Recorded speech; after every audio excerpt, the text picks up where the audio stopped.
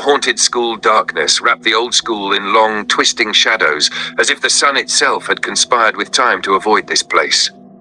I, Sarah, stood before the rusted iron gate, catching my breath in the cold evening air, while my friend Layla shivered beside me. "Are you sure this is a good idea, Sarah?" Layla whispered, her voice trembling in the passing autumn wind. I turned to her, my eyes gleaming with excitement. "Of course it is. Just imagine. We'll be the last ones to leave school, having the whole place to ourselves for 2 hours before my dad picks us up." Layla didn't look convinced, but we had stayed behind to finish the wall magazine that Mr. Ahmed had assigned. Somehow, we found ourselves the last 2 people in the entire building. Rockford High School was just an old, crumbling structure to most students, but to the townsfolk, it was a mystery wrapped in legends. Built in the late 19th century, it had suffered a massive fire in the 1940s that destroyed its eastern wing and claimed the lives of 3 students and a teacher. Since then, rumors said ghosts haunted its halls. We entered the main building, and the echo of our footsteps filled the empty corridors with eerie resonance. Layla clung tightly to my arm while I tried to appear brave, even though my heart pounded like a drum. "Sarah, did you hear that?" Layla froze in place. I stopped and listened. Only the sigh of the autumn wind played a mournful tune against the old windows. "It's nothing, Layla," I said. "Just your imagination." We reached our classroom and began arranging papers and photos for the magazine. Outside, the darkness grew thicker, and the distant streetlights shimmered like the eyes of a sleeping monster. Suddenly, a door creaked loudly at the end of the hall. "That's not normal," Layla whispered, her face pale. "Everyone's gone, right?" "Of course," I said, trying to sound calm, though doubt crept into my mind. I went to the door and peeked out. The corridor was dark and cold. "No one's there," I said, hiding the tremor in my voice. We returned to work, but the air was heavy with tension. 10 minutes later, we clearly heard footsteps, slow, dragging steps approaching our door, heavy like those of an old man carrying a burden. Layla's hand shook in mine. "It must be the janitor," I whispered. "But the janitor wears rubber shoes," she said, trembling. "These are leather." The footsteps stopped right outside our door. My heart froze.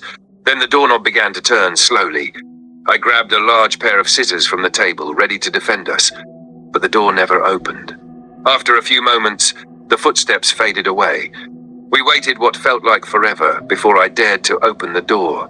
The hallway was empty, but right in front of our door were muddy footprints, bare feet smeared with mud and blood.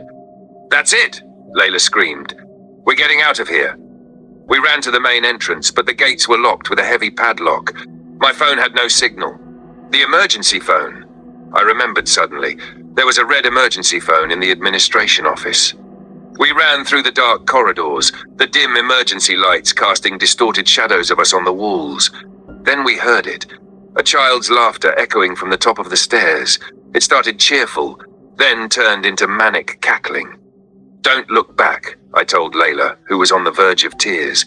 "Just keep running." When we reached the administration office, the door was locked, but through the glass panel, we could see the red phone. I tried to smash the glass with the scissors, but it was too thick. "Look," Layla gasped, pointing inside. The red phone was lifting its receiver by itself. Then we heard the dialing tone, and moments later, the phone began to ring. I lifted the receiver, switching it to speaker. A little girl's voice sang softly.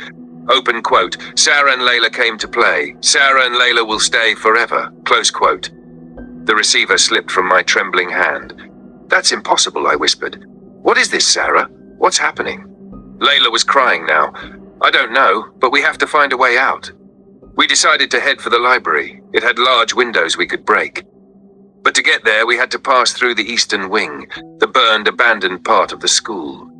The air there was heavy and humid, the scent of old fire still clinging to the charred walls.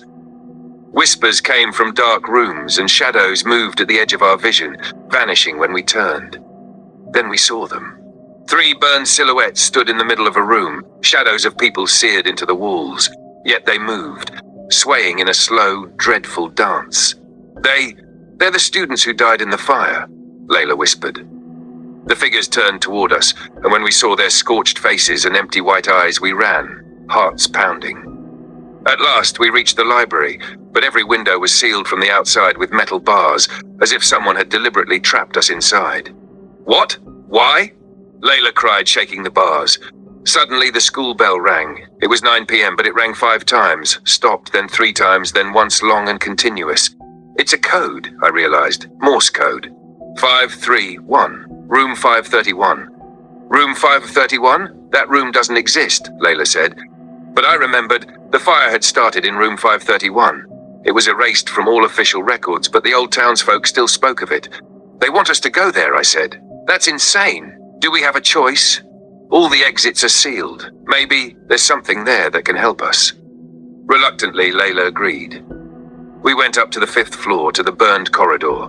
The air grew unbearably hot, the smell of burned flesh thick around us. At the end of the hallway, we found it, room 531. A faint flickering light shone under the door. I pushed it open slowly. The room was empty, except for an old blackboard and 3 charred chairs. On the board were colored drawings of 2 girls who looked exactly like us, distorted with black, hollow eyes. Suddenly, the door slammed shut behind us. On the chairs sat 3 burned figures staring at us with their blank white eyes. Join us, one rasped. We'll be friends forever. No, Layla screamed. Leave us alone. They stepped closer, their heat burning the air around us. Layla fainted. My heart thundered, but then I remembered my grandfather's words. Ghosts feed on fear. Courage starves them. I stepped forward and shouted, Go away! You're not welcome here. Leave us in peace. The figures froze, then retreated. A little girl appeared in the center of the room, wearing a white, old-fashioned dress. Her eyes were completely black. You're brave, Sarah, she said softly, but you won't be going anywhere. We're lonely here. We need new friends. We're not your friends, I said, forcing my voice steady. Let us go. All right, she smiled, her lips twisting. I'll give you a chance. Survive until morning and you'll be free. But if you're afraid, you'll stay with us forever. Then she and the others vanished. The door swung open. I carried Layla out, and though the hallway looked empty, I could feel unseen eyes watching from every shadow. Hours passed. The school filled with whispers, footsteps, and scraping sounds. At midnight, the bell rang 12 times. Then we heard a beautiful melody, an old lullaby Layla recognized.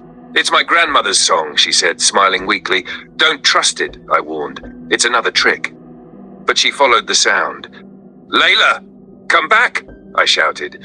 At the end of the hall stood an old woman with her back to us. Grandma? Layla whispered. The woman turned, her face decayed, her eyes hollow. She opened her mouth, and a long black tongue slid out as she hissed sharply. I dragged Layla away as the old woman's laughter echoed behind us. That was my grandmother. Layla sobbed. No, it wasn't. They mimicked the people we love to trap us. We ran into a science lab and barricaded the door. Scratching began, sharp claws dragging across the metal. You can't hide forever, the little girl's voice came through. We'll find you. What do you want from us? I shouted. We want freedom, she said. Bring us 3 new souls and we'll let you go. Never, I screamed. Then you'll stay forever. Then came the sound of crackling fire and distant screams. Smoke seeped through the cracks. They're replaying the fire, I yelled. We tried to open the window, and though the drop was high, we saw a drain pipe we could climb. I pried it loose as the door burst open. The burned figures were back. Now, Layla shouted. But before we could jump, burned hands grabbed us, searing our skin.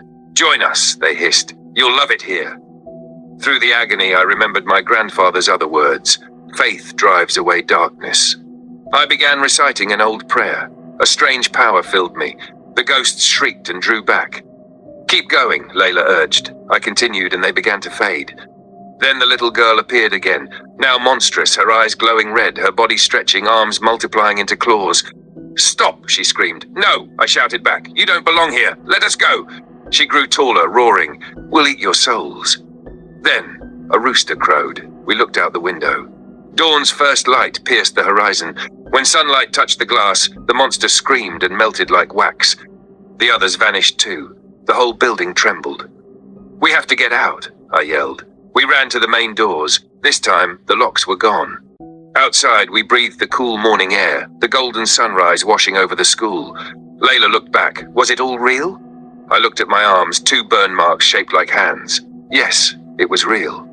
That week, we learned the school was scheduled to be demolished to make way for new housing. Maybe the ghosts had clung to us out of fear of losing their home. We never told anyone. No one would believe us anyway. But we promised never to part, bound by that terrifying secret. And sometimes, late at night, when I hear footsteps outside my window or glimpse a shadow from the corner of my eye, I remember that night. And I know they might still be looking for new friends. But I also know this. Fear gives them power. And Layla and I were lucky to escape. Though sometimes I feel that a part of us never truly left, that it still lingers in that haunted school, playing with the ghosts forever.